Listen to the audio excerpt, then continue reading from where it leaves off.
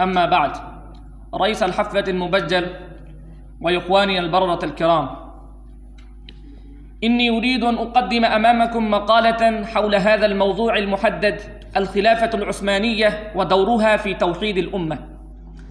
هذه المقالة تدور على 3 محاور: أولاً الخلافة العثمانية، وثانياً مآثر الخلافة التي اتحدت بها الأمة، وثالثاً خسارة الأمة في انتشارها.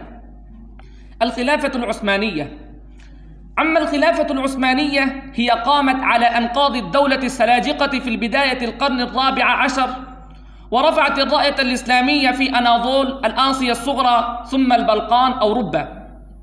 كانت تمتد حدودها في القرنين ال16 وال17 من مضيق جبل طارق غربا إلى بحر قزوين والخليج الفارسي شرقا، ومن حدود النمسا وسلوفاكيا وشبه جزيرة القرم الأوكرانيا الحالية شمالا إلى السودان والصومال واليمن في الجنوب. حكمها اللطناق من 17 و500 وألف من المسيح إلى 24 و900 وألف من المسيح. مآثرها التي اتحدت بها الأمة: أورخان بن عثمان مؤسس الدولة العثمانية بنى آلاف من المساجد والمدارس والأدرية في عصره. كذا سلاطين المماليك يعطون رواتب للحرم الشريف، والسلطان سليم زاد في قدرها، يعطي 100 دينار لخدم الحرم الشريف، وعين مجموعة من 30 شخصاً يختمون القرآن الكريم في اليوم مرة واحدة، وعين لكل منهم 12 ديناراً، وأرسل الحبوب إلى البدو والفقراء بمكة. أعاد بناء المقام الحنفي، وأرسل أمير مصلح بي إلى المدينة المنورة للقيام بأعمال خيرية. رواه الشيخ قطني المكي: أنني إذا ذهبت إلى المطاف أجده خالياً وأطوف وحدي، لكن في عهد السلطان سليم كثر الناس واتسع الرزق، أصبح الرخاء والترفيه أمراً شائعاً، كان الناس في سلام وطمأنينة في ظل هذه الخلافة. وكذا قرر السلطان عبد الحميد الثاني تيسير قطار لراحة الحجاج، بدأ بناؤه في عام 60 و800 وألف. هذه هي الإنجازات التي أثبتت أنها مفيدة جدا للأمة، وبقيت الأمة مرتبطة بها. هكذا سلاطين المماليك استخدموا طرقا شتى من بناء المساجد والأروقة، وأقاموا العدل، وساعدوا المسلمين، وشاركوهم معاناتهم، وأرسلوا تعزيرات، وتحدوا أعداءهم ألا يضايقونهم، ذلك الذي استقرت به عظمتها في قلوب المسلمين. وكانت الخلافة العثمانية موقعا مركزيا للعالم الإسلامي، وكانت سببا في وحدة المسلمين في العالم أجمع. أخيرا، خسارة الأمة بعد انتشارها. لقد حكموا ما يقرب من نصف العالم، وكانت نتيجة هذه الوحدة أن العالم كان يخاف من المسلمين، ولذلك لا يمكن لأحد أن يجرؤ على إلقاء نظرة خاطئة على المسلمين. وكانت الخلافة هي التي أدت إلى وحدة المسلمين، ولما انهارت الخلافة تفرقت الأمة، وبانتهاء الخلافة انتهت مركزية تركيا. أخيراً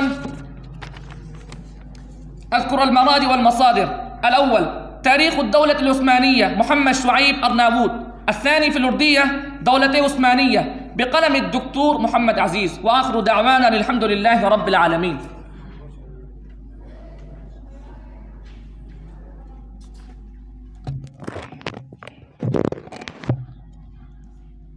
أيها الإخوة، استمعوا وأنصتوا خلال تقديم المقالات، ولكل مساهم 3 دقائق فقط، وبعد ذلك يؤثر القيام هنا، يؤثر الرقم، يعني رقم الحكم.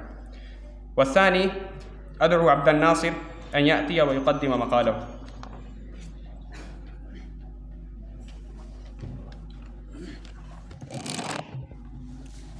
بسم الله الرحمن الرحيم.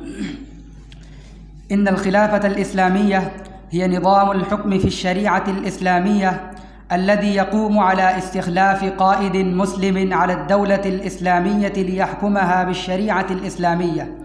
الخلافة العثمانية. إن الخلافة العثمانية قامت عند تنازل آخر الخلفاء العباسيين محمد الثالث المتوكل على الله. وإن الخلافة العثمانية أسسها عثمان بن أرطغرل في سنة 99 و200 وألف من الميلاد.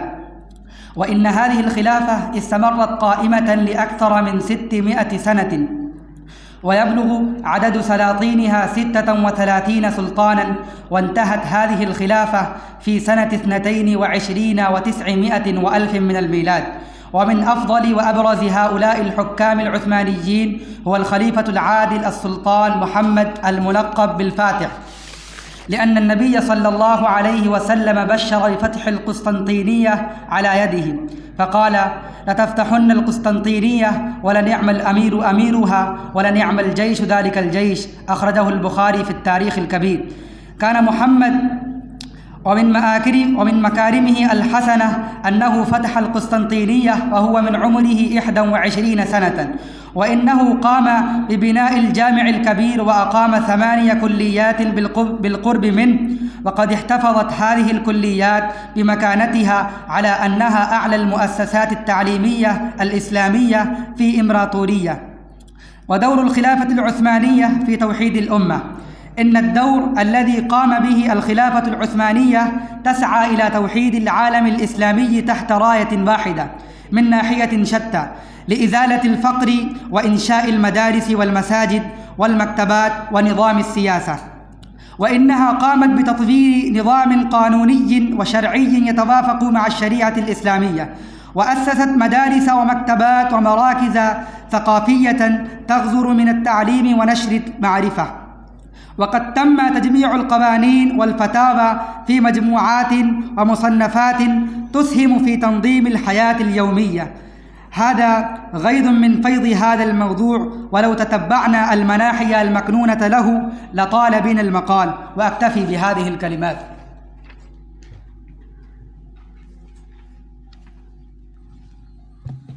وبعد ذلك لقمان أحمد أن يأتي ويقدم مقاله.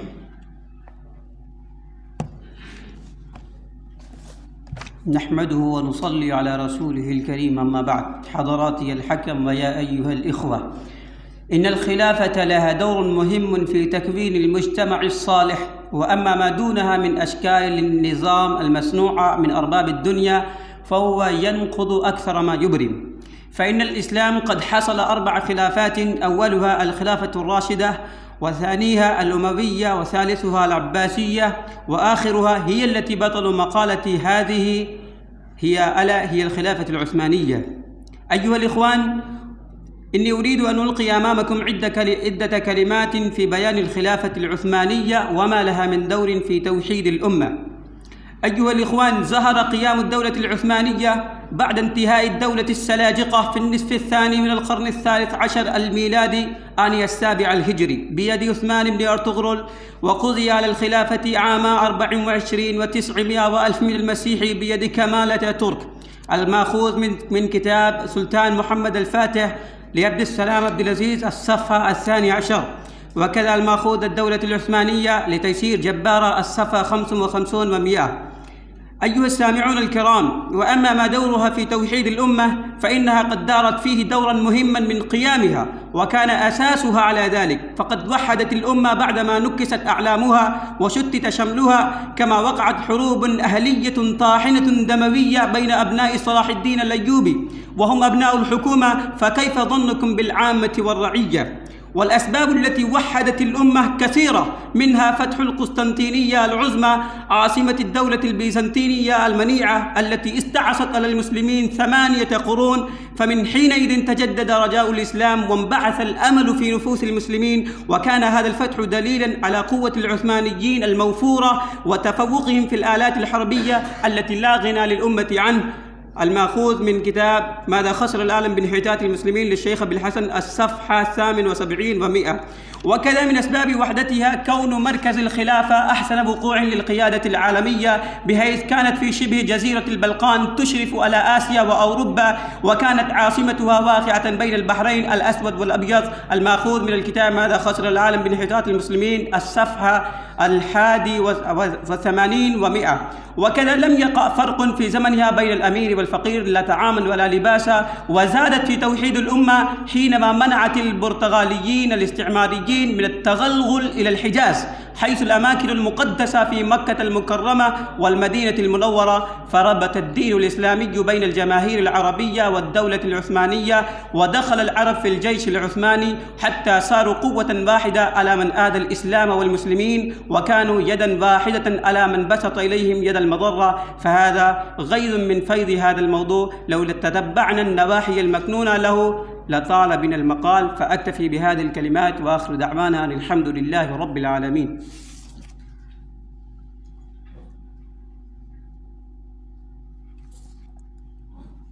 وبعد ذلك أدعو بدر الدجى أن يأتي ويسلط الضوء على موضوع مقاله.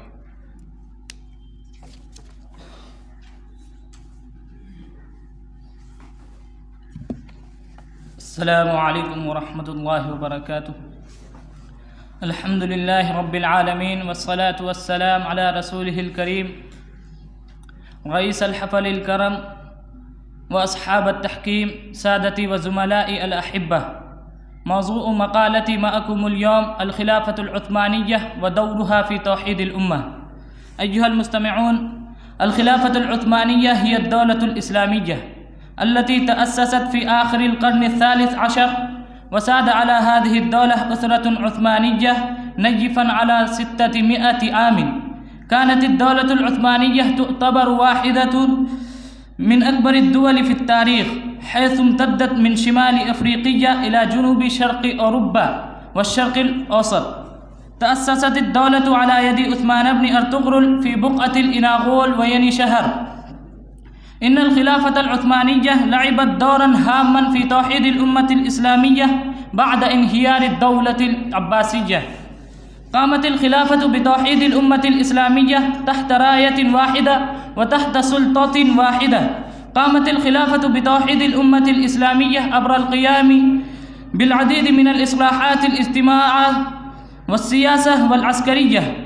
قامت بتطبيق الشريعة الإسلامية وتوفير العدل والمساواة للمواطنين وتشجيع العلم والثقافة والفنون الأخرى. قامت أيضا بتوسيع الأراضي الإسلامية والدفاع عنها من خلال الحروب والمعارك. وكذا قامت الدولة بنشر الإسلام وتوسيع حدوده في بقع مختلفة. أيها الإخوان، في عهد الخلافة العثمانية العظيمة توحدت الأمة بجهودها المكثفة، فقدمت خدماتها بكل الأمانة لتعزيز الوحدة والتلاحم الإسلامي. بدأت الخلافة بتوحيد الأراضي، فوحدت الشعوب والقبائل المتفرقة بقيادة حكامها العادلين والصادقين وبإتقانها للقوانين. قدمت الخلافة العلم والثقافة، فأسسوا المدارس والجامعات والمكتبات لنشر العلوم والمعرفة في كل مكان وتعليم الناس بالعلم والحكمة والحقيقة. أقامت الدولة الخلافية العدل والمساواة، فأعطت لكل فرد حقوقه وحريته، وقامت بتنظيم الحياة الاجتماعية والاقتصادية لتعزيز التعاون والتنمية. الخلاصة، جعلت الدولة العثمانية ملاذا آمنا للمظلومين والمهمشين في كل أوطان، حتى تم إلغاؤها في القرن العشرين سنة 24 و2000 للميلاد. أكتفي بهذه الكلمات.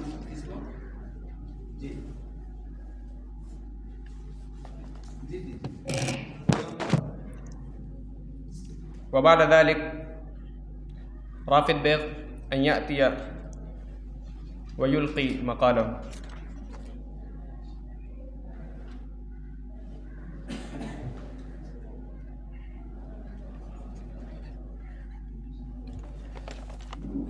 نحمده ونصلي على رسوله الكريم، أما بعد.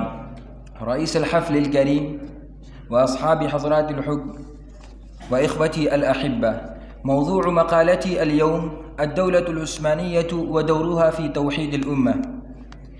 أيها المستمعون الكرام، لا بد لنا أولاً أن نعلم أن قيام الدول والحكومات ليست من غايات الإسلام الأصلية، بل هي من الاحتياجات للدين والمسلمين لكي تكون كلمة الله هي العليا.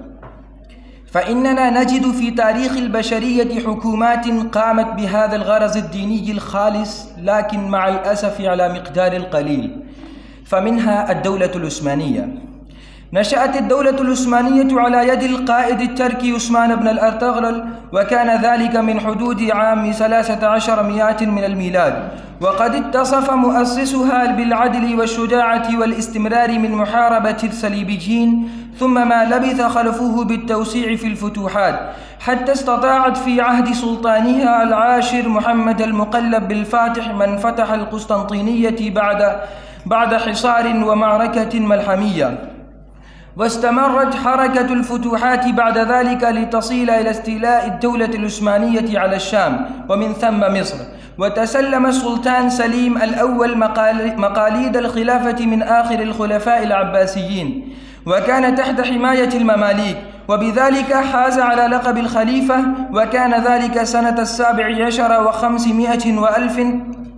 وبعدها جاءه أمير مكة ليسلمه الأمانات المقدسة لمكة والمدينة، فبذلك أصبحت الأماكن المقدسة تحت حكم العثمانيين. ومن الخلفاء العثمانيين الأقوياء كذلك سليمان القانوني الذي أخذت بعده الخلافة العثمانية بالثبات، ثم بداية الانهيار التدريجي، وكان قد اتسم آخر عهود الدولة العثمانية بالضعف، وتوغل التدخل اليهودي والمنظمات السرية في شرايين الدولة، حتى استطاعت تلك الحركات من إسقاط الخلافة العثمانية بعد الحرب العالمية الأولى سنة 24 و900 من الميلاد.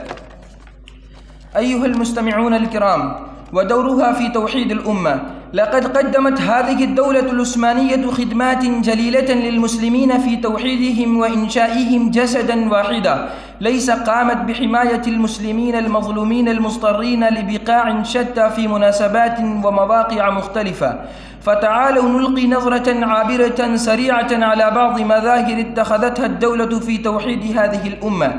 لقد أسست حركة الاتحاد والترقي عام 95 و800 من الميلاد، وكان من أهدافها منح الحربية لجميع سكان الدولة العثمانية ورعاياها على اختلاف جنسياتهم وألوانهم، وكان شعارها الحرية والعدالة والمساواة.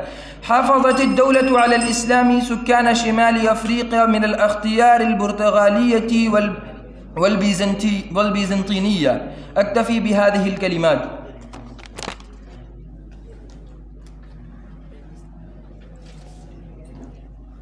أيها الإخوة، منذ الآن يدق الجرس مرتين. أول جرس يدق على 2.5 دقيقة، وبعد ذلك على 3 دقائق.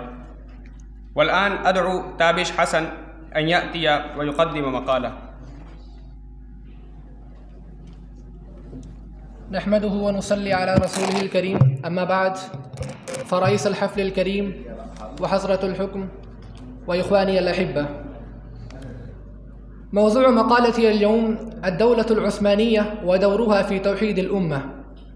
فأيها المستمعون، إن التاريخ الإسلامي حافل وممتلئ من دول مختلفة وحكومات متعددة وحكام شتى، لكن تاريخ الدولة العثمانية تمتاز وتنفرد عن غيرها بمزايا رائعة عديدة اختص بها من بين الشعوبة الإسلامية يومئذ واستحق بها زعامة المسلمين. فأولاً أنها هي أعظم الدول وأطولها عهداً، حيث استمرت قائمة لأكثر من 600 سنة، وما زالت تحكم في 3 قارات: آسيا وأوروبا وإفريقيا. وهكذا جمعت بين السيادتين البرية والبحرية وبين السلطتين السياسية والروحية. ثانياً أنها كانت متوفرة لديها القوة الحربية التي تقدر بها على بسط سيطرة الإسلام المادية والروحية ويتبوأ بها قيادة العالم. ثالثاً كان فتحهم للقسطنطينية التي استعصت على المسلمين 8 قرون دليلة على كفاءتهم وقوتهم وبلوغهم درجة الاجتهاد في صناعة الحرب. دورها في توحيد الأمة. لقد قدمت هذه الدولة العثمانية خدمات جليلة للمسلمين في توحيدهم وإنشائهم جسداً واحداً، حيث قامت بحماية المسلمين المظلومين المضطرين لبقاع شتى في مناسبات ومواقع مختلفة. فتعالوا نلقي نظرة عابرة سريعة على بعض مظاهر اتخذتها الدولة في توحيد هذه الأمة. لقد أسست حركة الاتحاد والترقي عام 95 و18 من الميلاد، وكان من أهدافها منع الحرية لجميع سكان الدولة العثمانية ورعاياها على اختلاف جنسياتهم وألوانهم، وكان شعارها الحرية والعدالة والمساواة. حافظت الدولة على الإسلام سكان شمال أفريقيا من الأخضار البرتغالية والبيزنطينية. لقد ربطت الدولة باسم الدين الإسلامي بين الجماهير العربية والعجمية المسلمة، فأخلصوا لها واشتركوا في حروبها ضد الصليبيين، فهذا خير دليل على أنها ليست بدولة متعصبة قومية كما تراها العرب، بل هي بدولة إسلامية. ومن ذلك حماية الشرق العربي والإسلامي من الغزو الاستعماري، بحيث واجهت جميع الهجمات وتصدت للمخططات ومنعت تنفيذ مخططاته داخل الحجاز، وكذلك الدفاع على المقدسات الإسلامية، وعلى رأسها حماية الكعبة المشرفة والمسجد النبوي. وصرف النظر عن ذلك، هناك كثير من العمليات التي قد التزمت الدولة في توحيد هذه الأمة. وأكتفي بهذه الكلمات.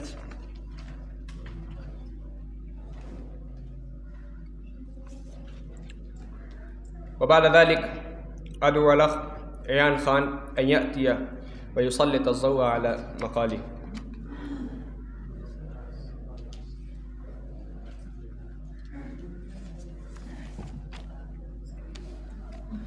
الحمد لله رب العالمين، والصلاة والسلام على رسوله الكريم، أما بعد. رئيس هذه الحفلة، أعضاء لجنة التحكيم، وإخواني في الدين، إني أريد أن ألقي أمامكم مقالة وجيزة حول الموضوع الخلافة العثمانية ودورها في توحيد الأمة. ومقالتي تشتمل على عدة عناوين بارزة. الأول، تعريف الخلافة. الثاني، الخلافة عبر التاريخ. الثالث، الخلافة العثمانية تعريف موجز. الرابع، إنجازاتها. التعرف. توجد الآراء في تعريف الخلافة متنوعة. قال ابن الخلدون معرفا الخلافة أنها حمل الكافة على مقتضى النظر الشرعي في مصالحهم الأخروية والدنيوية الراجعة إليها. الخلافة عبر التاريخ.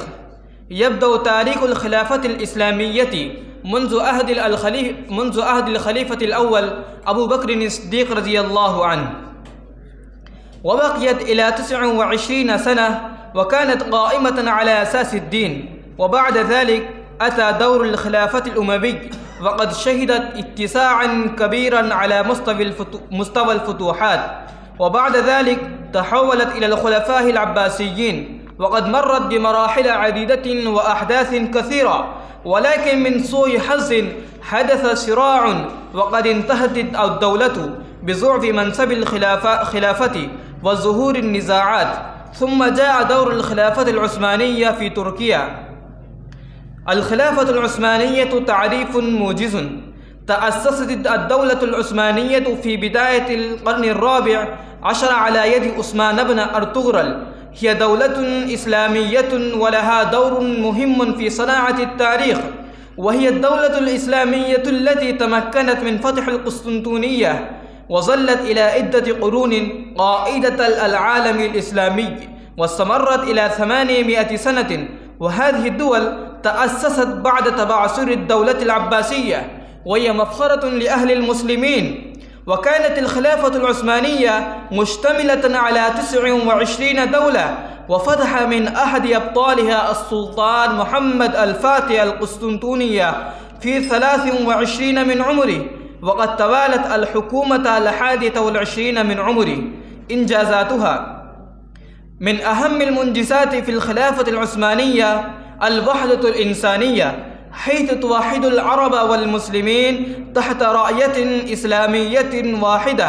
ومن قبل قيام الخلافة لم يتحدوا تحت لواء واحد، ومنها الحماية العسكرية التي كانت لها أهمية في حماية الدولة العثمانية. وآخر دعوانا أن الحمد لله رب العالمين.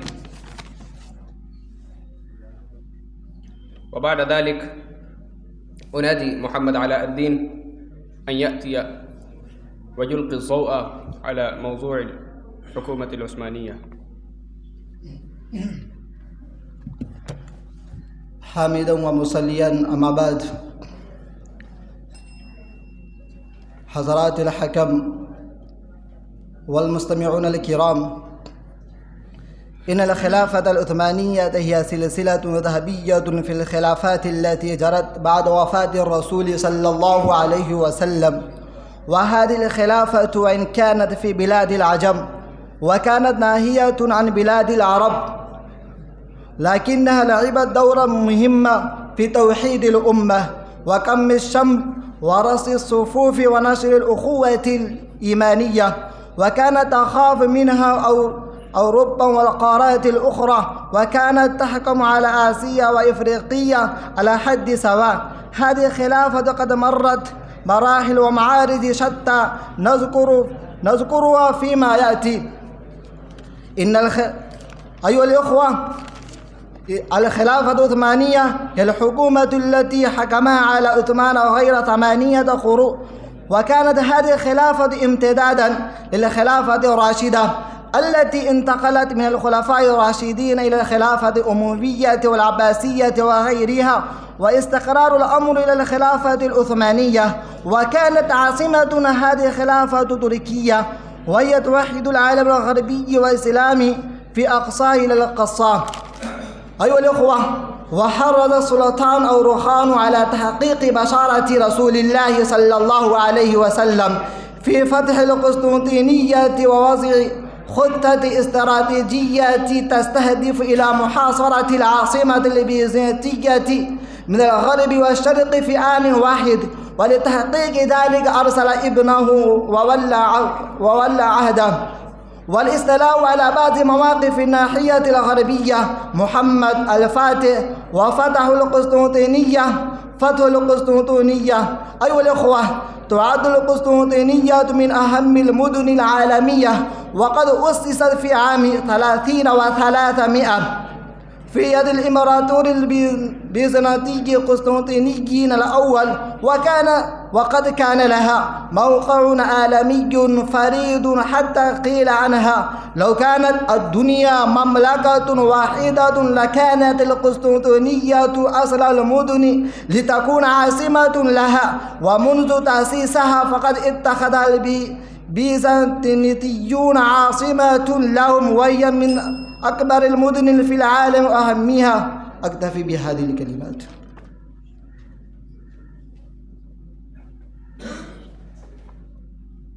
وبعد ذلك أدعو محمد سيف أنصاري أن يأتي ويقدم مقالة. محمد سيف أنصاري في غيبوبته أسجد كمال أن يأتي ويسلط الضوء على مقاله.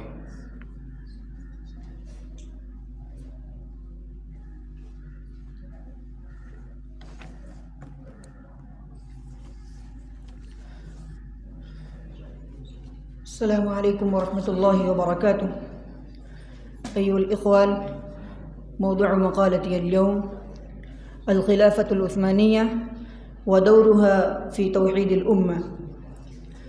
إخوان، تأسست الدولة العثمانية في بداية القرن الرابع عشر على يد عثمان ابن أرطغرل، إذ كانت مجرد إمارة صغيرة داخل حدود العالم الإسلامي تعتمد على الغزو ضد الصليبيين.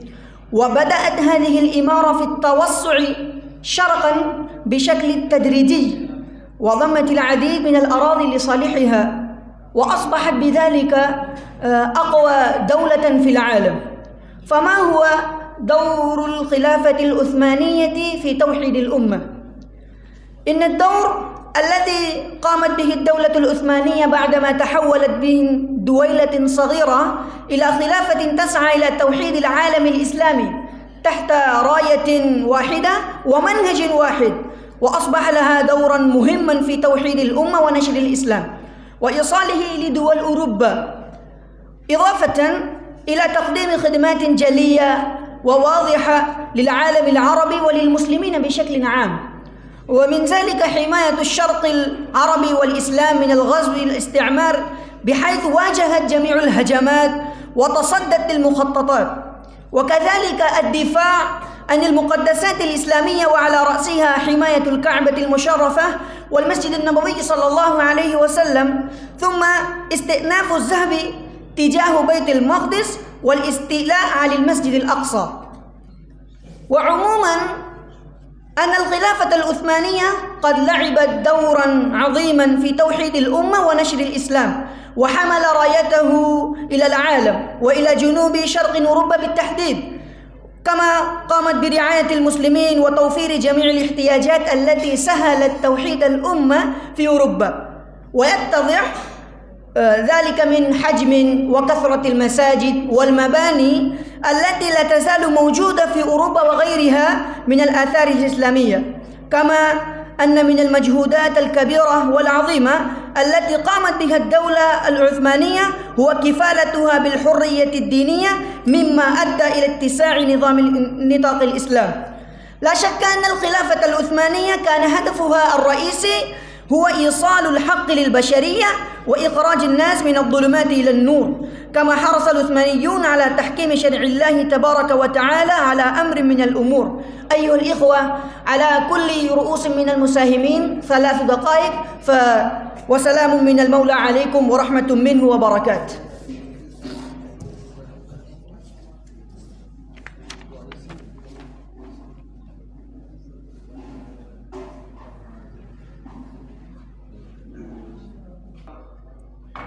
قد ينادي رقما واحدا، فالرقم يعني ذلك الرقم الذي سينادي به الأستاذ الرئيس الكريم، فهو الذي يمنح الجائزة للحضور. 23 لمن؟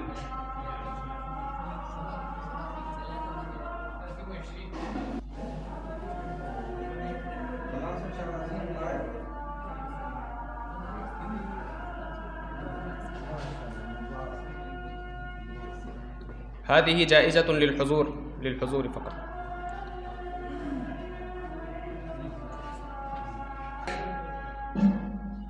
محمد فيضان أن يأتي ويلقي مقالة.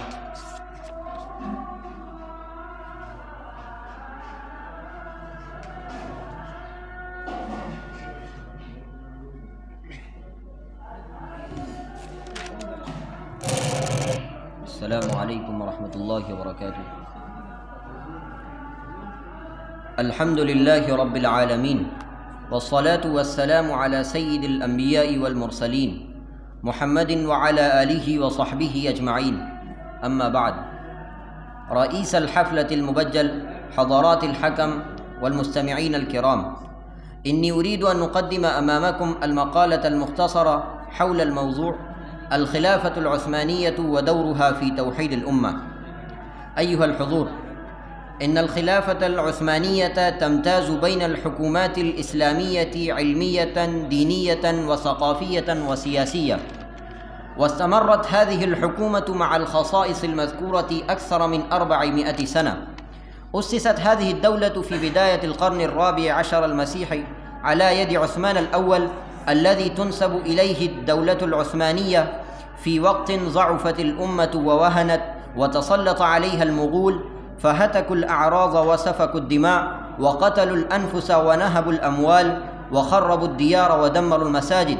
وأعداء الأمة الإسلامية نجحوا في تفرقة صفها وتمزيق شملها بالدعوة إلى العصبية الجاهلية، وتركت الدعوة إلى الأخوة في الله، إنما المؤمنون إخوة، والدعوة إلى وحدة أمة الإسلام، إن هذه أمتكم أمة واحدة وأنا ربكم فاعبدون. فظهرت الدولة العثمانية الإسلامية فهذه الدولة دولة إسلامية بمعنى أنها تؤمن بالله ربا وبالإسلام دينا وبمحمد صلى الله عليه وسلم نبيا ورسولا. ولذلك فهذه الدولة كانت تدعو إلى الإسلام في الداخل والخارج وتربي النشأ عليه وتحميه من التيارات الفكرية المعارضة للإسلام، وترتب على ذلك أيضا أن جميع أنظمة الدولة ومؤسساتها السياسية والاقتصادية والاجتماعية والفكرية والتعليمية والثقافية والعسكرية كانت تنبثق من الإسلام من عقيدة توحيد الله رب العالمين.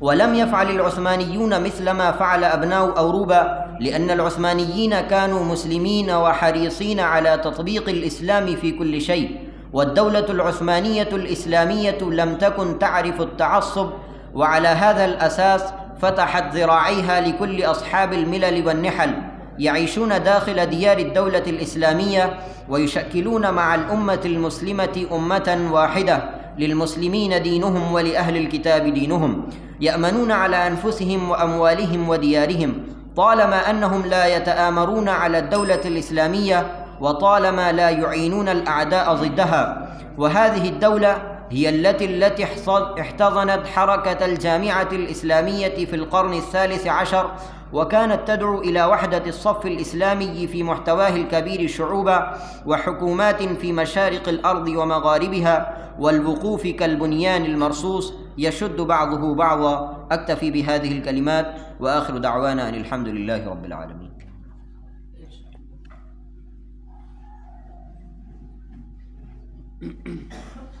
السلام عليكم ورحمة الله وبركاته.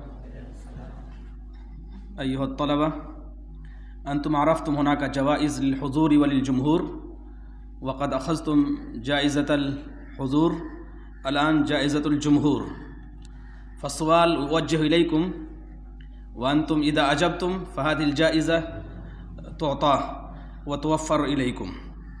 أين توجد بلاد بلا سكان وجبالها بلا رمال؟ أين توجد بلاد بلا سكان وجبالها بلا رمال وحدائقها بدون أشجار وأنهارها بدون مياه؟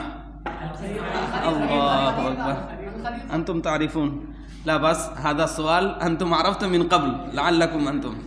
سؤال آخر، أكملوا بيتا من بيوت الشاعر: فيا موت زر إن الحياة ذميمة، فيا موت زر إن الحياة ذميمة. فضلوا من يجيب عليه أن يأتي ويكمل هذا البيت: فيا موت زر إن الحياة ذميمة.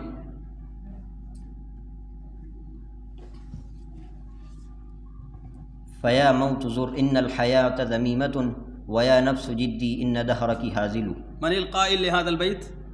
القائل من يجيب؟ فضل. فيا موت زر إن الحياة ذميمة، ويا نفس جدي إن دهرك هازل. اقرأ الشعر جمع. ويا نفس هازلي غبت إن أنت لست بحافظ، لست بحافظ، ولكن قد نسيت. لماذا؟ أنت كمل، أنت تكمل. تفضل. من القائل وما هو الشعر الكامل؟ بسم الله الرحمن الرحيم. القائل أبو العلا المعري قال: فيا موت زر إن الحياة ذميمة، ويا نفس جدي إن دهرك هازل. خذ الجائزة من يد الرئيس. عبد الله مجاهد ينال جائزة من سعادة الرئيس لهذه الحفلة، بارك الله فيه. هكذا الجوائز توزع، فلا بد أن تحفظوا الأبيات وتحفظوا المعلومات الأخرى وأمثال ذلك. شكرا. الحفلة تستمر وأنتم تصلون هنا، لا بأس، في دقائق إن شاء الله تنتهي. وبعد ذلك أدعو محمد عدنان أن يأتي ويقدم مقاله.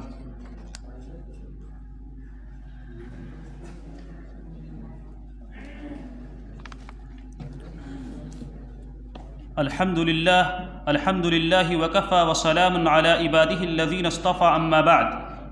موضوع مقالتي اليوم بهذه المناسبة السارة الميمونة الخلافة العثمانية ودورها في توحيد الأمة.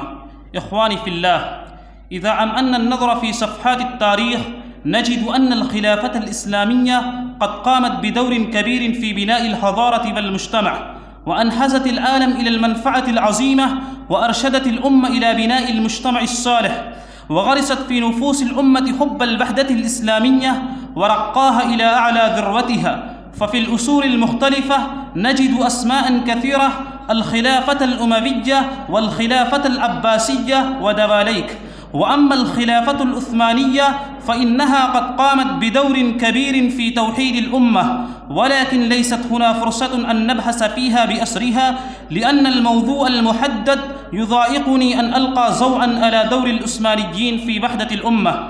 تعالوا أبدأ مقالتي بغير الخوض في موضوع آخر: تعريف العثمانيين. ينتسب العثمانيون إلى قبيلة تركمانية كانت عند بداية القرن السابع الهجري تعيش في كردستان وتزاول هرفة الرعي، وهي مهاجرة من مكان إلى مكان آخر لطلب القوت وهاربة من الغزو المغولي.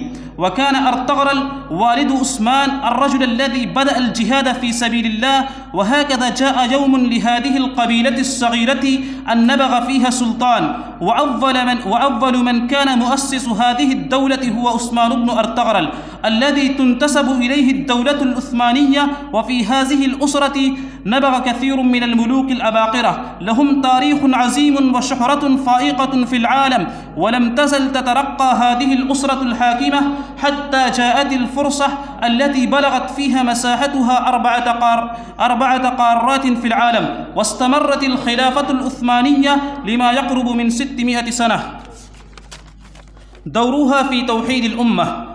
قد أفل نجم العباسيين وتشتت شمل المسلمين، وكل منهم يظن نفسه قائدا وملكا ويريد أن له دولة حرة يجري فيها حكمه. فهكذا انغمس المسلمون في النزاعات الأهلية والخارجية، وأعداء الإسلام تحافتوا عليهم تحافت الظمآن على الماء، وكاد أن يلفظوا أنفاسهم الأخيرة، ولكن من الله على المسلمين فصد هذه السلمة بالخلافة العثمانية، فنهزت هذه الخلافة العثمانية ولعبت دورا هاما في توحيد الأمة تحت راية واحدة كان المسلمون في حاجة ماسة إليها. فاتحدت الأمة المنتشرة في مختلف أرجاء المعمورة شرقا وغربا وجنوبا وشمالا. لوحظت مشاهد قلابة للوحدة الإسلامية في عهد الخلافة العثمانية، فكانوا يتضامنون ويتعاونون حينما تحدث مشكلة أو حادثة أو فاجئة بالمسلمين في أي مكان في العالم. فعندما تعرضت الخلافة العثمانية للغارات والهجمات الغربية قام المسلمون في الهند بإبداء هواتف التضامن والتعاضد، نظرا إلى ما حس به الخلافة العثمانية من دور بارز في حماية الدين الإسلامي من هجمات المسيحية الهمجية في أوروبا وسائر العالم، وتحرير المسلمين من رق أوروبا وبراثن الأعداء في العالم كله. وبذلك لعبت الخلافة العثمانية دورا عظيما في إحداث الوئام والتوافق بين المسلمين، وقامت بنصرة الملة الإسلامية وحماية المقدسات الإسلامية وتعزيز الوحدة الإسلامية. أكتفي بهذه الكلمات.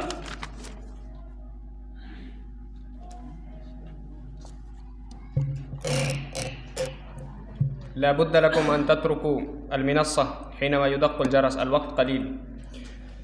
وبعد ذلك محمد غلزار أن يأتي ويلقي الضوء على موضوعه.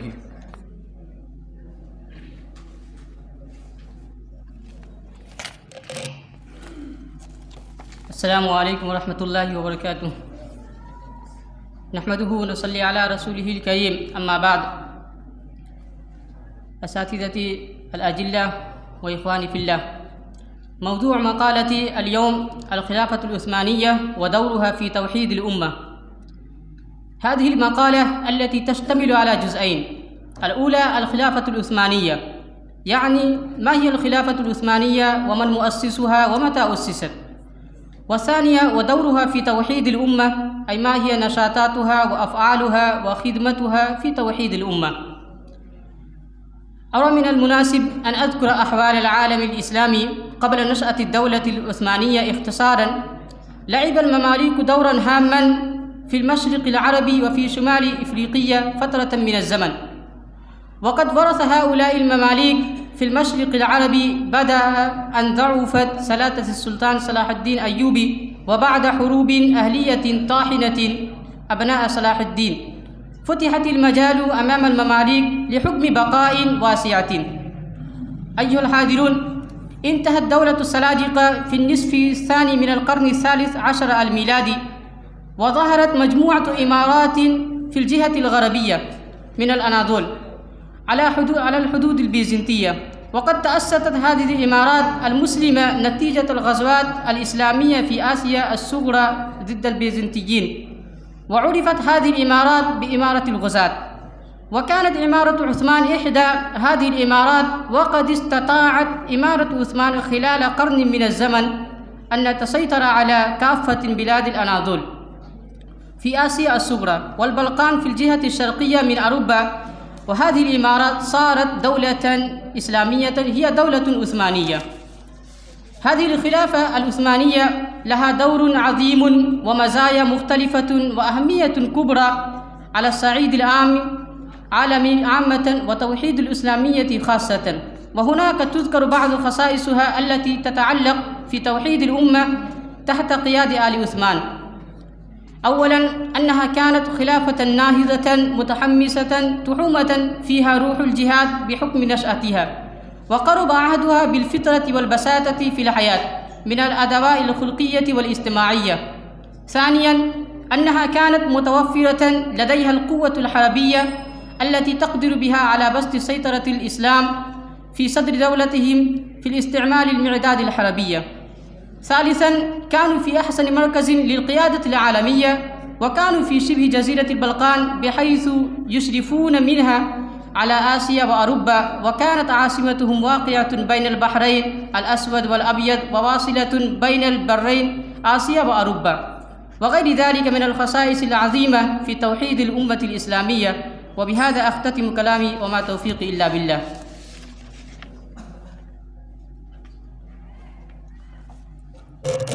لا بد لكم أن تجلسوا إلى انتهاء الحفلة. النتائج تعلن،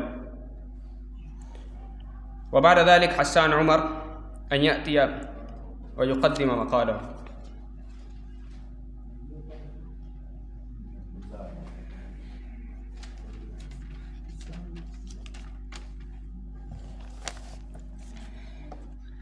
الحمد لله الذي منح من شاء من عباده فضلا جزيلا لا ضد له ولا ند له، الذي جعل الملوك بهم قوام العباد والرحمة للبلاد، والصلاة والسلام على رسول الله. أيها الإخوة، موضوع مقالتي معكم اليوم الخلافة العثمانية ودورها في توحيد الأمة. الدولة العثمانية هي دولة إسلامية عمرت أكثر من 600 عام، بالتحديد من 27 يوليو سنة 99 و200 وألف من الميلاد، وامتدت رقعة أراضيها لمساحات شاسعة في 3 قارات هي أوروبا وآسيا وأفريقيا. تأسست على يد عثمان الأول ابن أرطغرل، ودامت سلالة عثمان 6 قرون ميلادية، وبلغ عدد سلاطينها 36 سلطانا. الدولة العثمانية كانت شاملة في كافة المجالات العلمية والسياسية والاقتصادية والإعلامية والحربية. نظرة عابرة على حقيقتها التي قامت عليها والأعمال الجليلة التي قدمتها للأمة. الأول، حماية الأماكن المقدسة الإسلامية من مخططات الصليبية البرتغالية. الثاني، مناصرة أهالي الشمال الأفريقي ضد الحملات الصليبية الإسبانية وغيرها. الثالث، إيجاد وحدة طبيعية بين الولايات العربية وإبعاد الزحف الاستعماري عن ديار الشام ومصر وغيرها من الأراضي الإسلامية. الرابع، منح انتشار المذهب الاثنى عشري الشيعي الرافضي إلى الولايات الإسلامية. الخامس، منع اليهود من استيطان فلسطين، ودورها هام في نشر الإسلام في أوروبا، وهكذا فتح القسطنطينية. أيها الإخوة، لكن حينما ابتدعت الدولة عن التشريع الإسلامي في مجالات متعددة وبدأت انحرافات ومفسدات، سقطت الدولة. الأسباب التي أسقطت الدولة هي: الأول انحراف الأمة عن مفاهيم الدين كالعقيدة ومفهوم العبادة. والثاني انتشار مظاهر الشكر والبدع. الثالث ظهور الصوفية المنحرفة كقوة منظمة في المجتمع الإسلامي. الرابع كونة العلماء عروبة بيد الحكام الجائرين. الخامس الضعف السياسي والحربي والاقتصادي والعملي والأخلاقي والاجتماعي وفقد الأمة قدرتها على المقاومة. دور الدولة في توحيد الأمة: في خلال هذه الفترات كانت جهود العلماء ودعواتهم في وجوب إحياء مجد الإسلام، الوصول إلى الجامعة الإسلامية، الاتصال بالدعاة، العمل على تعريب الدولة، إقامة مدرسة العشائر، حركة حزب الاتحاد وغيرها. أخيراً أدعو الله أن يجمع الأمة تحت راية واحدة. المصادر والمراجع: الأول الدولة العثمانية، عوامل النهوض وأسباب السقوط للدكتور علي محمد الصلابي. والثاني الدولة العثمانية قبل الدستور وبعده لسليمان البستاني. الثالث المناء الرحمانية في الدولة العثمانية لمحمد أبي السرور البكري الصديقي. والسلام عليكم ورحمة الله وبركاته.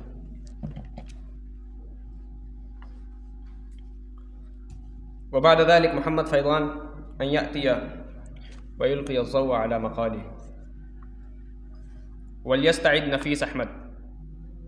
محمد فيضان.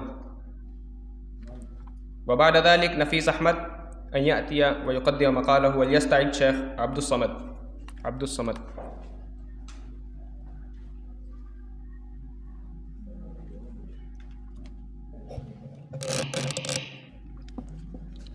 السلام عليكم ورحمة الله وبركاته. الحمد لله رب العالمين، والصلاة والسلام على سيد الأنبياء والمرسلين محمد وآله وصحبه أجمعين. أما بعد، فأعوذ بالله من الشيطان الرجيم. وإذا حكمتم بين الناس أن تحكموا بالعدل. صدق الله العظيم. رئيس الحفلة المبجل وحضرات الحكم والمستمعين الكرام، إني أريد أن أقدم أمامكم المقالة المختصرة حول الموضوع الخلافة العثمانية ودورها في توحيد الأمة. التمهيد: إن المرحلة التاريخية سنة 23 و900 إلى 37 و300 وألف من التاريخ الإسلامي يطلق عليها اسم العهد العثماني، وقد شمل الأمصار الإسلامية كلها، لكنه ضم أكثرها إذا امتد على أوسع رقعة من مساحة تلك الأمصار. وكانت الخلافة العثمانية محط الأنظار المسلمين ولو كانوا خارج حدودها بصفتها مركز الخلافة، وبصفة حكمها خليفة المسلمين وليس خليفة العثمانيين، بل العثمانيون جزء من المسلمين. أيها الإخوان، إن الدولة العثمانية كانت دولة إسلامية ودولة عقدية، بمعنى أنهم يؤمنون بالله ربا ولا يشركون به أحدا، ويؤمنون بمحمد صلى الله عليه وسلم نبيا ورسولا، وبالإسلام دينا. ولذلك فإن الدولة العثمانية كانت تدعو إلى الإسلام في الداخل والخارج، وتربي النشأ عليه، وتحمل أمة من التيارات الفكرية والمعارضة للإسلام.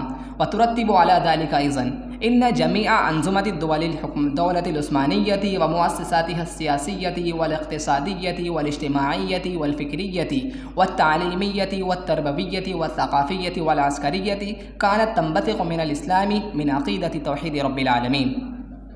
وكذلك سياستها تجاه الدول الخارجية وعلاقاتها الدولية والمحلية، كما أن أركان العقيدة الإسلامي من النظام العام الذي لا يجوز الاعتداء عليه.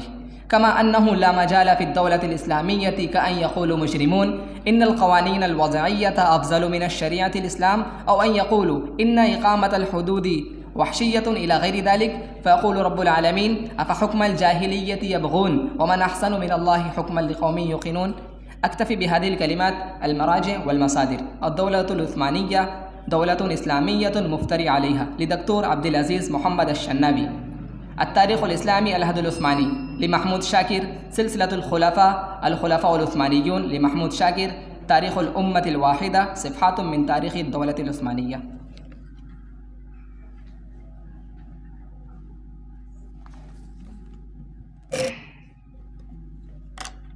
قد بقي عديد من المساهمين، ومنهم محمد ثمامة، وبعده سفيان غني، وعبد الصمد، شيخ عبد الله رحمة الله، دانش كامران، محمد مدثر، عبد الله مجاهد، حذيفة فاروق. هؤلاء المساهمين قد بقوا. وبعد ذلك محمد ثمامة أن يأتي ويلقي مقاله.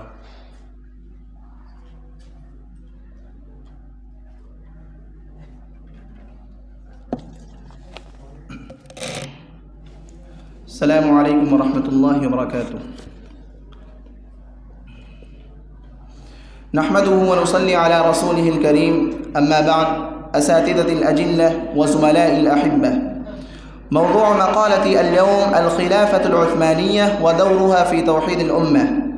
يا أيها الحفل الكريم، ظهر الترك العثمانيون على مسرح التاريخ، وفتح محمد الثاني بن مراد وهو ابن 24 سنة القسطنطينية العظمى عاصمة الدول البيزنطينية المنيعة سنة 57 و800 من الهجرية، فتجدد رجاء الإسلام وانبعث الأمل في نفوس المسلمين، وكان الترك على رأسهم آل عثمان موضعا للثقة في قيادة الأمم الإسلامية وفي استرداد قوة المسلمين ومكانتهم في العالم، وكان فتحهم للقسطنطينية التي استعصت على المسلمين 8 قرون دليلا على كفاءتهم وقوتهم وبلوغهم درجة الاجتهاد في صناعة الحرب وحسن قيادتهم العسكرية وتفوقهم على الأمم المعاصرة في آلات الحرب واستخدامهم لمهمتهم قوة العلم والعمل.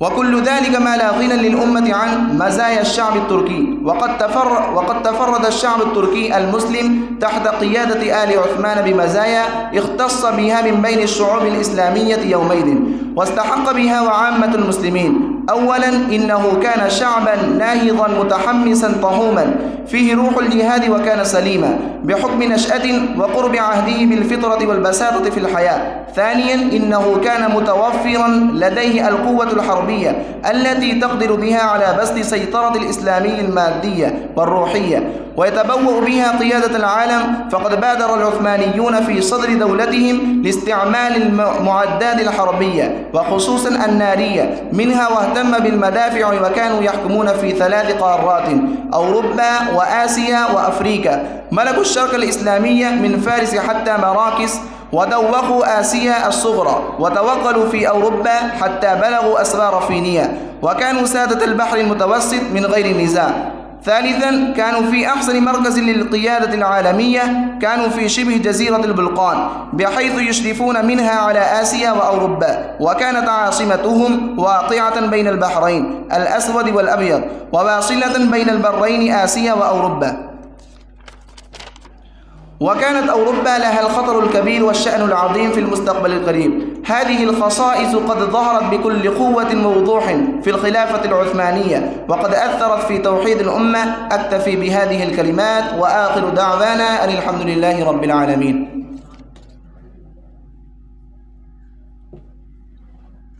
وبعد ذلك نفيس أحمد، وبعد ذلك سفيان غني أن يأتي ويقدم مقاله.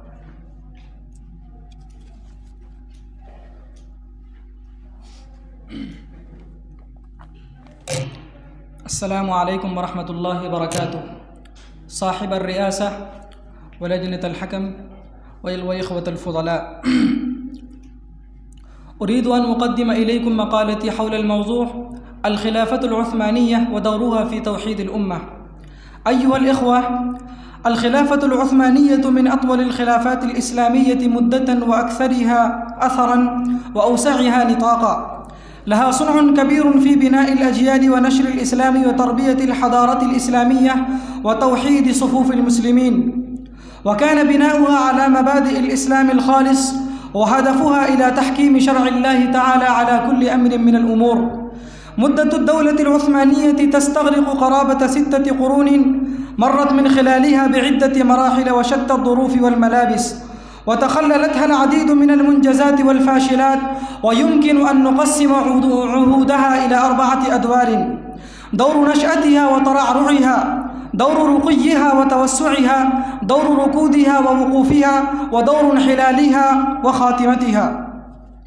قامت الدولة العثمانية من خلال حكمها بكثير من المنجزات والمآثر التي يعتز بها المسلمون في العالم كله ويفتخر بها تاريخنا الإسلامي، منها إعداد التقويم السنوي، وصف التغيرات الفلكية كحركة الشمس والقمر، فتح القسطنطينية، وتطوير الهندسة المعمارية في المناطق التي حكمتها، كما تم تطوير الفنون الزخرفية والخصف والنسيج وما إلى ذلك. دورها في توحيد الأمة، ومن أهم الإنجازات التي قامت بها الدولة في نهاية عهدها هو توحيد صفوف المسلمين وجمعهم تحت لواء واحد. وأشار إلى هذا المؤرخ البريطاني أرنولد بحيث يقول إن سلطان عبد الحميد كان يهدف من سياسته الإسلامية تجميع مسلمي العالم تحت راية واحدة، وفي هذا الصدد استخدم كل الإمكانيات المتاحة المستطاعة، منها الأول اتخاذ الدعاة من مختلف جنسيات العالم الإسلامي في مجالات السياسة، واتخاذ الدعاة الذين يمكن أن يذهبوا إلى أرجاء العالم المختلفة للالتقاء بالشعوب الإسلامية. الثاني الاهتمام بنشر الإسلام وإنشاء مراكز الدراسات الإسلامية وطبع الكتب الأساسية. الثالث توفير وسائل النقل والاتصالات بين العالم الإسلامي كله. الرابع وهي أعمل المجهودات المبذولة في هذا الخصوص، وهي فكرة الجامعة الإسلامية التي قدمها السلطان عبد الحميد الثاني لأول مرة في تاريخ الدولة، وهذه الفكرة قد عملت في جمع المسلمين أعمالا لا يحسب لها حساب ولا يوزن لها وزن، وبفضل هذه الفكرة استطاع السلطان أن يحمي المسلمين من التشتت والانتشار، وأن يحمي الكعبة المشرفة، وأن تلتف حول رايته جموع المسلمين. أكتفي بهذه الكلمات. وبعد ذلك عبد الصمد أن يأتي ويلقي الضوء على مقاله، وليستعد الشيخ عبد الله.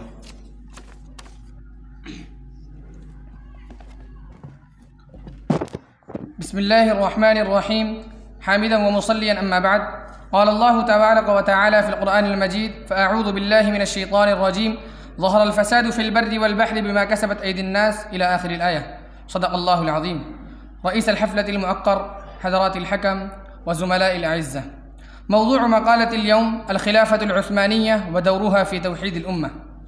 قيام الدولة العثمانية. أيها الحضور، إن الخلافة العثمانية تمتاز بين الحكومات الإسلامية ثقافة، دينية، علمية وسياسة. أسست الدولة العثمانية في بداية القرن الرابع عشر المسيحي على يد عثمان الأول بن أرطغرل الذي تنسب إليه الدولة العثمانية. أسست الدولة العثمانية في وقت ضعفت الأمة ووهنت وتسلط عليها المغول، وكانت هذه الخلافة في فجرها مجرد أمارة صغيرة داخل حدود العالم الإسلامي تعتمد على الغزو ضد الصليبيين. وبدأت هذه الإمارة في التوسع شرقا بشكل تدريجي، وانضم العديد من الأراضي لصلاحها، وأصبحت بذلك أقوى دولة في العالم. أيها المستمعون، ولا يزال يتوغل في أراضي الروم ويفتح هو وأبناؤه بلادا مختلفة، حتى السلطان محمد الفاتح فتح القسطنطينية في عام 53 و400 وألف من المسيحي، بعدما شمر عن ساق الجد والكد وحارب حربا دامية مع النصارى، وبعدما بذل قصارى جهوده. كما بشر النبي صلى الله عليه وسلم أصحابه بفتحها في عدة مواقف: لتفتحن القسطنطينية على يد رجل، ولنعم الأمير أميرها، ولنعم الجيش ذلك الجيش. رواه البخاري. وهذا الفتح للدولة العثمانية عز وشرف لها، لأن الله اختارها لهذا العمل الأكبر بيد السلطان محمد الفاتح. مقاصد قامت الدولة العثمانية ودورها في توحيد الأمة. أيها الإخوان، قامت الدولة العثمانية بحماية المواطنين الأكراد من هجمات الأرمن الدموية ضدهم. أرسل إلى عشائر الأكراد وفودا من علماء المسلمين للنصح والإرشاد والدعوة إلى الاجتماع تحت دعوة الجامعة الإسلامية. وأدت هذه الوفود دورها في إيقاظ الأكراد تجاه الأطماع الغربية. اتخذ السلطان عبد الحميد إجراءات يضمن بها ارتباط أمراء الأكرادية. أسس الوحدات العسكرية الحميدية في شرق الأناضول من الأكراد للوقوف أمام الاعتداءات الأرمينية، والجامعة الإسلامية والتضدي للمطالع الغربية وتوحيد الأمة. إن فكرة الجامعة الإسلامية كان لها صدى بعيد في العالم الإسلامي.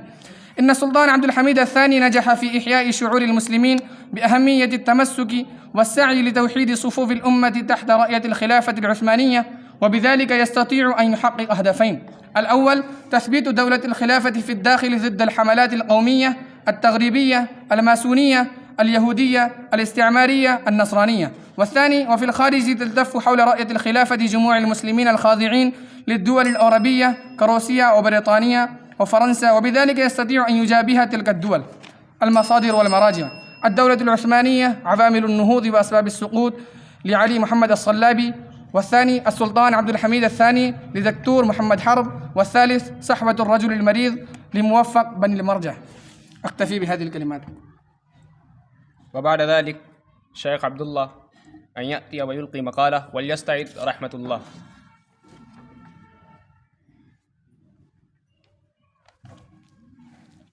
السلام عليكم ورحمة الله وبركاته. نحمده ونصلي على رسوله الكريم، أما بعد. موضوع مقالتي: الخلافة العثمانية ودورها في توحيد الأمة.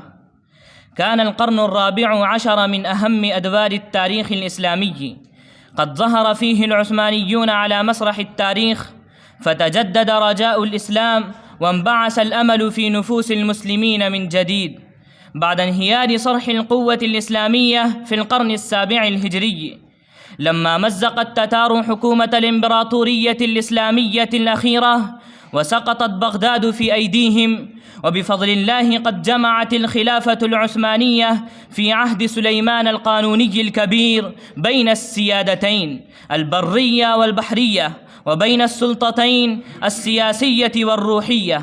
وهؤلاء العثمانيون صاروا يحكمون في 3 قارات: أوروبا وآسيا وإفريقيا، وفي الحقيقة صاروا في هذا الزمان سادة البحر المتوسط. They became the king of Mediterranean Sea من غير نزاع. وصارت الخلافة العثمانية قوة جبارة وحصنا منيعا للإسلام وسؤرا قويا واسعا لأقطار العربية الإسلامية. وكانت أوروبا كلها ترتعد منهم فرقا، ويدخل ملوكها الكبار في ذمة ملوكهم، ويمسك أهل الديار عن قرع أجراس كنائسهم احتراما للخلفاء العثمانيين إذا نزلوا بها. ونبغ في هذه المدة القصيرة رجال في كل ميدان، ومبتكرون في كل علم، وعبقريون في كل فن، كأمثال عثمان الأول، سليم الأول، سليمان الأول، ومحمد السادس، الذين لعبوا دورا هاما في توحيد الأمة الإسلامية عن طريق تحكيم شرع الله تعالى في كل شيء. كما قال المؤرخ المصري عبد الرحمن الجبرتي: إنهم اهتموا بإقامة الشعائر الإسلامية والسنن المحمدية، وتعظيم العلماء وأهل الدين، وخدمة الحرمين الشريفين، والتمسك في الأحكام والوقائع بالقوانين والشرائع. فبالجملة باسم الإسلام هؤلاء قاموا بتوحيد أقطار العالم الإسلامي، وفي تعبير آخر بتوحيد الأمة في إطار سياسي واحد، وتأليف جبهة إسلامية واحدة بعد أن كانت كيانات متنافرة، وتكاد تكون متباعدة ومتشتتة، وأصبحت رابطة الدين هي الرابطة الأساسية فيما بين البلاد العربية. هذا هو السبب الرئيسي لتوحيد الأمة في سلك واحد.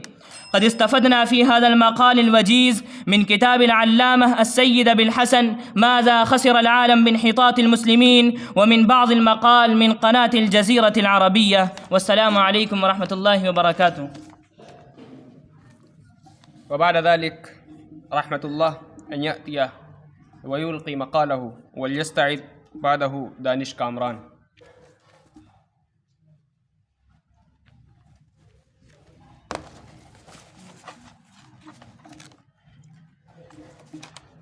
رئيس الحفلة المبجل، حضراتي الحكم وإخواني في الله، السلام عليكم ورحمة الله وبركاته. أيها الإخوان، اليوم سأقدم أمامكم مقالة موجزة حول الموضوع المعين: الخلافة العثمانية ودورها في توحيد الأمة. أيها السامعون الكرام، كما نعلم أن الخلافة العثمانية تعتبر أحد أهم الدول والإمبراطوريات في تاريخ الإسلام، حيث قامت واستمرت لمدة نحو 6 قرون، تاركة بصماتها في تاريخ الأمة الإسلامية. تأسست هذه الخلافة على يد عثمان بن أرطغرل، وشهدت فترات ازدهار وتألق وأخرى من التحديات والانهيار. خلال حكم السلاطين العظماء مثل محمد الفاتح وسليمان القانوني توسعت الخلافة العثمانية بشكل هائل. أما دورها في توحيد الأمة، فتركت الخلافة العثمانية تأثيرا عميقا على الأمة الإسلامية، حيث نمت وسط تنوع ثقافي وديني. ساهمت في حماية المقدسات الإسلامية ونشر العلوم والفنون، وكان لها دور بارز في توحيد المسلمين في مواجهة التحديات. فهذه الخلافة قامت بدور عظيم في توحيد الأمة من 6 سبل. أولها حماية المقدسات. كان للخلافة العثمانية دور كبير في حماية المقدسات الإسلامية، من بينها المسجد الأقصى والمدينة المنورة. كانت هذه الحماية تعزز الوحدة بين المسلمين وتعزز الانتماء الإسلامي. ثانيها الدعم للعلماء والتعليم. شجعت الخلافة على تطوير المؤسسات التعليمية ودعم العلماء. ثالثها الحفاظ على الأمن والاستقرار. كانت الخلافة ركيزة للأمن والاستقرار في مناطقها الإسلامية. رابعها التعايش الثقافي. ساهمت الخلافة في إيجاد بيئة ثقافية متنوعة ومتسامحة. كان التعايش بين مختلف الشعوب والأعراق واللغات جزءا من رويتها للتوحيد الإسلامي. خامسها الدفاع عن حقوق المسلمين. لعبت الخلافة دورا بارزا في الدفاع عن حقوق المسلمين في مناطق النزاع، وجعل وساما عسكريا بين المسلمين في مناطق مختلفة. سادسها الإدارة الإسلامية.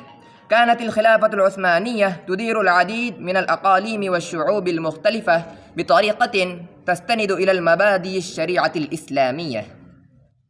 فكانت هذه هي المجالات التي قامت بها الخلافة العثمانية في مجالة توحيد الأمة. وأنا أظن أن الكلام قد طال، لذلك أكتفي بهذا المقال. المراجع والمصادر: التاريخ الإسلامي لمحمود الشاكر. وبعد ذلك دانش كامران أن يأتي ويلقي مقالة، وليستعد محمد مدثر. نحمده ونصلي على رسوله الكريم، أما بعد. رئيس الحفلة المبجل، حضرات الحكم والإخوة الأحبة، اليوم أقدم أمامكم مقالة على الموضوع المحدد: الخلافة العثمانية ودورها في توحيد الأمة. الخلافة العثمانية هي خلافة عظيمة رابعة، وهي مفخرة من مفاخر الدول الإسلامية. تؤسست سنة 17 و500 وألف من المسيح بيد عثمان الأول في تركيا.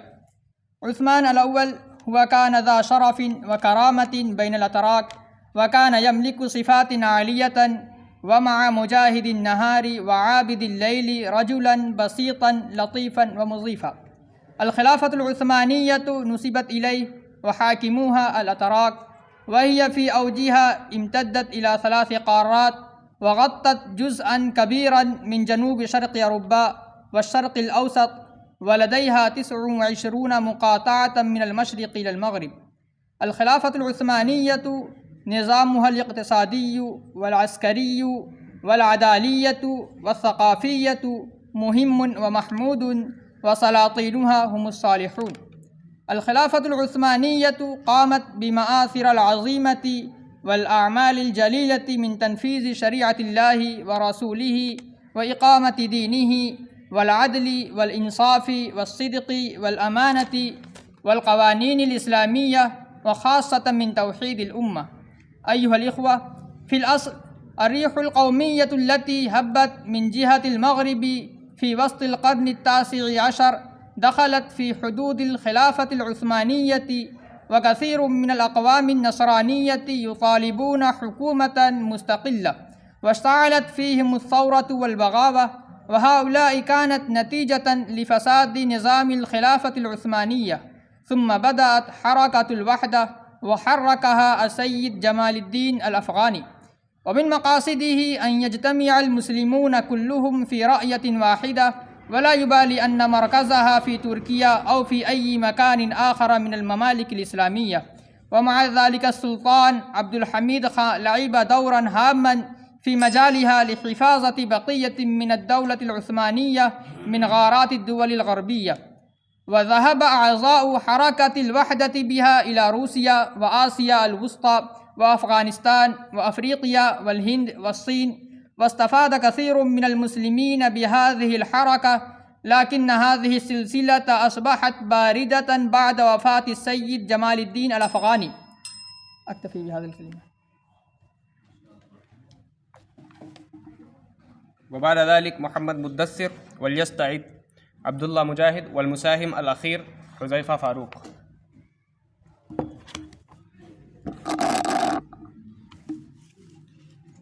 السلام عليكم ورحمة الله وبركاته. نحمده ونصلي على رسوله الكريم، أما بعد. رئيس الحفلة والحاضرون الكرام، الدولة العثمانية أو الخلافة العثمانية هي دولة إسلامية أسسها عثمان بن أرطغرل، واستمرت قائمة لأكثر من 600 سنة.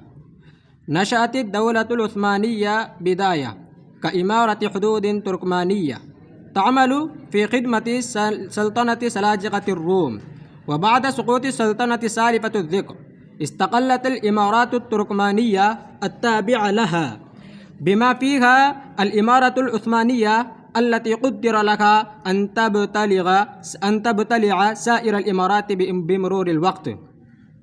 أيها الحاضرون، عبر ناس الخلافة العثمانية إلى أوروبا الشرقية لأول دفعة، وبين السنوات اللاحقة تمكن شجعان الخلافة العثمانية من أغلب البلاد البلقانية.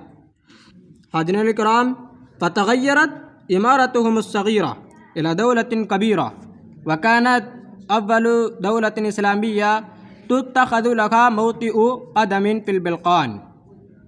أعوذ بالله من الشيطان الرجيم. إذا جاء نصر الله والفتح ورأيت الناس يدخلون في دين الله أفواجا فسبح بحمد ربك واستغفره إنه كان توابا. أيها الحاضرون، كما قدر للعثمانيين أن يفتتحوا القسطنطينية سنة 53 و400 ألف من الميلاد، وذلك تحت قيادة سلطان محمد الفاتح حوالي من عساكر السفر. أيها الحاضرون، أكتفي بهذه الكلمات وآخر دعوانا الحمد لله رب العالمين. وبعد ذلك عبد الله مجاهد أن يأتي ويلقي مقالة، وليستعد حذيفة فاروق. الحمد لله جاعل الناس خليفة في الأرض، والصلاة والسلام على أشرف الرسل وخليفة الله محمد وعلى الخلفاء الراشدين المهديين.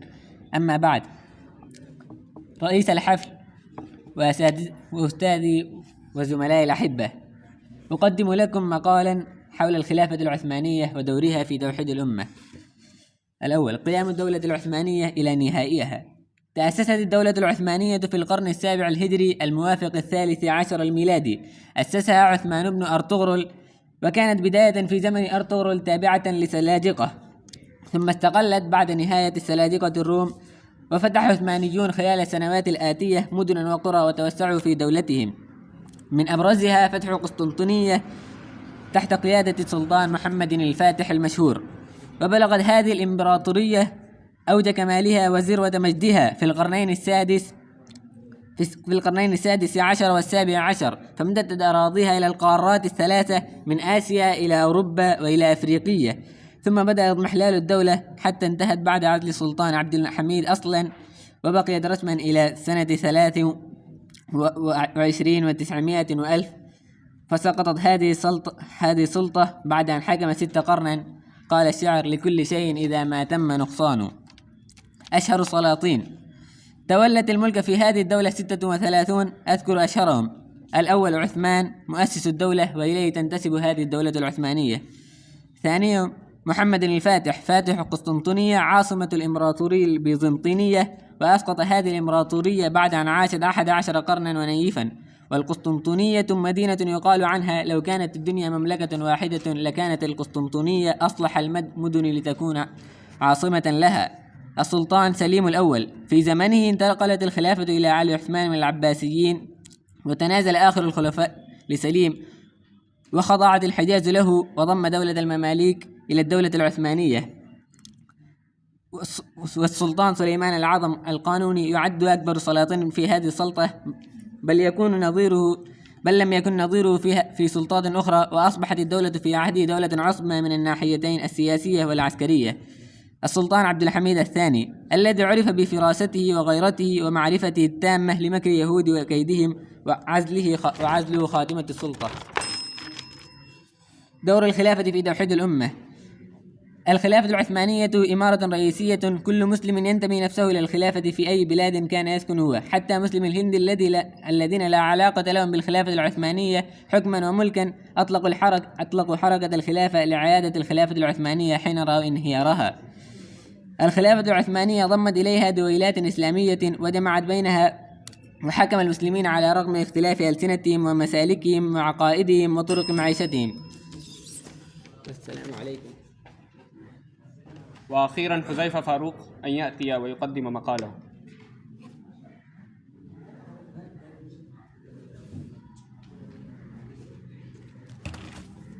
حامدا ومصليا أما بعد، رئيس الحفلة المبجل وحضرات الحكم والمستمعون الإكرام، أريد أن أتقدم إليكم مقالا وجيزا حول الموضوع الخلافة العثمانية ودورها في توحيد الأمة. قيام الخلافة العثمانية. بدأت قصة التمكين للدولة العثمانية مع ظهور القائد عثمان بن أرطغرل الذي ولد في عام سقوط الخلافة العباسية في بغداد سنة 660 و50 هجريا، المصادف سنة 58 و200 وألف من المسيح. تعد الدولة العثمانية من الدول المعمرة جدا في الأرض، لقد عاشت الدولة أكثر من 600 عام، وهذه فترة طويلة جدا في أعمار الدول. امتدت رقعة أراضيها لمساحات شاسعة في 3 قارات هي أوروبا، آسيا، أفريقيا. هذه الدولة استقلت وأنشأت جيشها النظامي، فتحت مدن البلقان ووصلت إلى وسط أوروبا، وعقدت معها الدولة البيزنطينية، فساعة إذن أصبحت دولة ذات سيادة مستقلة وذات شأن بين الدول. مرحلة في التوسيع. خلال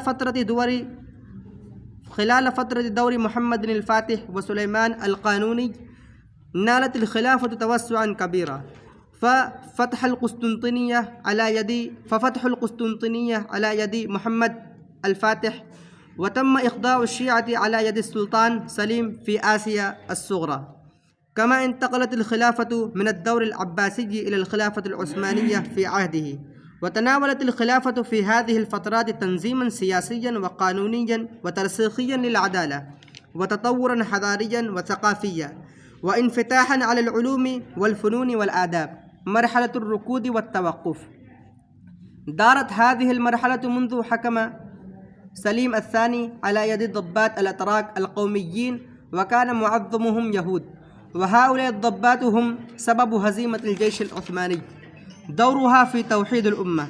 في خلال هذه الفترات كانت جهود العلماء ودعواتهم في وجوب إحياء مسجد الإسلام، فهذه الجهود ازدهرت وانتشرت دعوتهم في ربوع العالم الإسلامي إلى وحدة الصف، وازداد الشعور بأن العدوان الغربي بغير انقطاع على الشعوب الإسلامية مما يزيدها ارتباطا وتماسكا، وبأن الوقت قد حان لتقاتل تلك الشعوب وتنضوي تحت راية الخلافة العثمانية. والسلطان عبد الحميد الثاني لعب دورا هاما في إحياء شعور المسلمين بأهمية التمسك، وبذل الجهود الجبارة في السعي إلى توحيد العالم الإسلامي تحت راية واحدة ومنهج واحد، وأصبح له دورا مهما في نشر الإسلام واكتساح دول أوروبا. المراجع الخلافة العثمانية للدكتور محمد الصلابي.